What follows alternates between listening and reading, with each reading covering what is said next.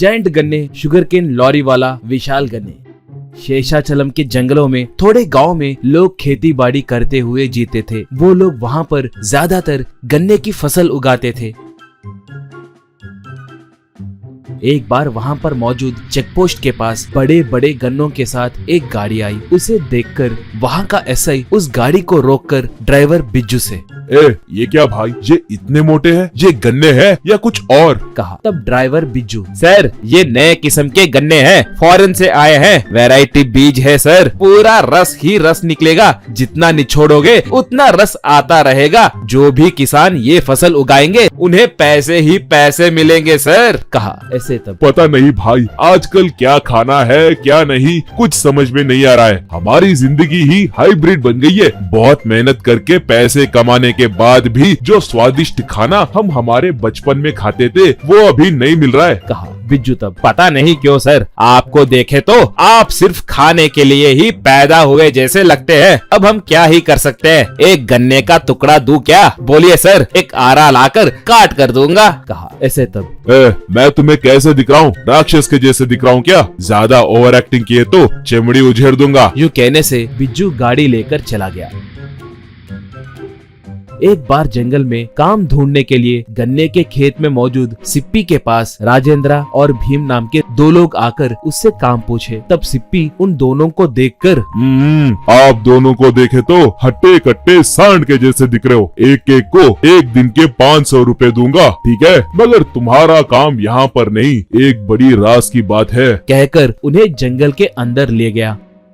ऐसे वो लोग जंगल के बीच में जाने के बाद उन्हें एक बड़ा सा लाल चंदन का पेड़ दिखाई दिया। उसे दिखाते हुए सिप्पी, ये ही लाल चंदन का पेड़ है। ये सिर्फ हमारे तिरुमला के जंगलों में ही मिलते हैं, लाखों में होते हैं। फसक, इसे काट दो। कहा।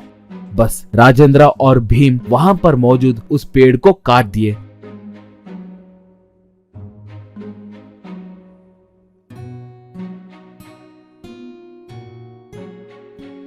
बाद में सिप्पी जोर से सीटी मारा।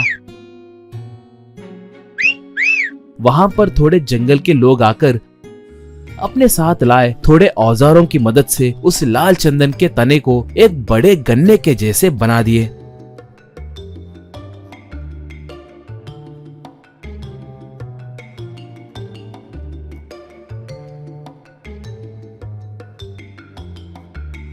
ये देखकर राजेंद्र, अबा भाई क्या मस्त पैकिंग की है भाई। जंगल में बहुत जगह पतले गन्ने मिलते हैं मगर इतने मोटे गन्ने नहीं उगते। इन्हें देखे तो पुलिस वाले नहीं पकड़ेंगे क्या? कहा। सिप्पी तब, क्या पुलिस? हमने जानबूझकर उस चेकपोस्ट के पास एक मंद बुद्धि पुलिस ऑफिसर को लगाया है। हमें कोई कुछ नहीं कर सकता। उसे एक चेकपोस्ट को पार करके गए तो बस लोड सीधे शिप यार्ड को पहुंचेगी। किसी भी हालत में हमें कोई छू भी नहीं सकता। उस चेकपोस्ट के पास रहने वाले सारे पुलिस जोकर है, जोकर। कहकर राजेंद्र वालों को पैसे देकर भिजा दिया। थोड़ी देर के बाद बिज्जू उस जायंट शुगरकेन लोड को लेकर जंगल से निकला। ऐसे बहुत देर के बाद चेकपोस्ट के पास पहुंचा। तब चेकपोस्ट के पास मौजूद एसआई ने उसे रोका। बिज्जू से एसआई, स्पेशल ऑफिसर्स आ रहे हैं, उन्हें तुम्हारे गन्ने के बारे में बताया। बोल रहे थे कि उन्हें मोटा गन्ना खाने का मन कर रहा है, एक गन्ना दो। कहा। बिज्जू तब, नहीं भाई, इस गन्ने को कोई छू नहीं सकते, ये स्पेशल ऑर्डर है। चाहे तो अगले लोड में से लेने कहो, हम अभी के लिए चलते हैं, बाय बाय। जो कहने लगा तभी राजेंद्र और भीम दोनों गाड़ी में आए।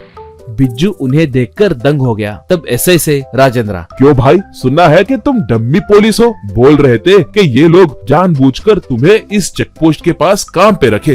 बेचारे ये लोग तुम्हारे भोलेपन का फायदा उठाते हुए लाल चंदन को गन्ने कहकर कैसे स्मगलिंग कर रहे हैं देखो। कहकर उन तनों को काटकर बाहर खींचने से लाल चंदन के लकड़ियां दिखने लगे।